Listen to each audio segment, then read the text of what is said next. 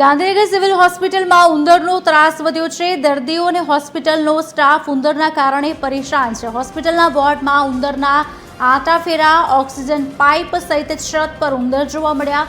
ઉંદરથી દર્દીમાં ચેપ અને બીમારીનું તોડાતું સંકટ હવે ક્યાંક ભાસી રહ્યું છે।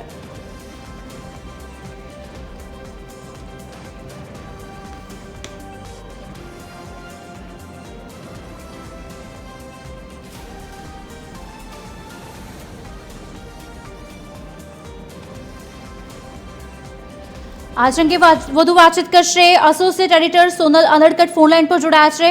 સોનલ, હોસ્પિટલમાં દર્દીઓ સારવાર કરાવવા માટે જતા હોય છે, ન કે માંદગી લેવા માટે। આ જે ઉંદરના દ્રશ્યો સામે આવી રહ્યા છે તે તેમની સફાઈ કામગીરી પર સવાલ ઊભા કરી રહ્યા છે અને સાથે જ દર્દીઓ અને ડોક્ટર્સ જે હેરાન થઈ રહ્યા છે તેની પર સવાલ ઊભા થઈ રહ્યા છે।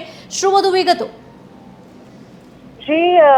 ગાંધીનગર સિવિલ હોસ્પિટલમાં ઉંદરોનો ત્રાસ વધી રહ્યો છે અને ખાસ કરીને જે દાખલ દર્દીઓ છે તેમના માટે અને હોસ્પિટલના સ્ટાફ માટે ઉંદરો માથાનો દુખાવો બન્યા છે। મહત્વનું છે કે સિવિલ હોસ્પિટલમાં દર્દીઓ સાજા થવા માટે થઈને જતા હોય છે, પણ ત્યાં ઉંદરોનો ત્રાસ તેમને ફોલી ખાઈ રહ્યો છે।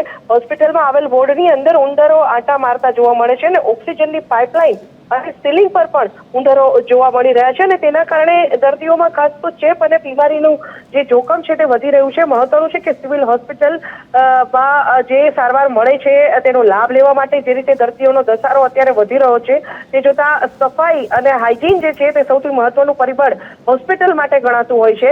પણ હવે જ્યારે સરકાર ખુદ પ્રયાસો કરી રહી છે કે લોકોને આરોગ્યની સહાય આપવામાં આવે, આવા સંજોગોમાં હોસ્પિટલ તરફ દર્દીઓનો ધસારો પણ વધ્યો છે। પણ ખાસ કરીને જે સ્વચ્છતા જાળવવાની વાત છે તે સંદર્ભમાં જે ગાંધીનગર સિવિલ હોસ્પિટલ છે તે ક્યાંક ને ક્યાંક પાછી પડી રહી છે। જે હોસ્પિટલનું તંત્ર છે તેની ક્યાંક ને ક્યાંક કહી શકાય કે જે બેદરકારી છે તે છતી થઈ રહી છે।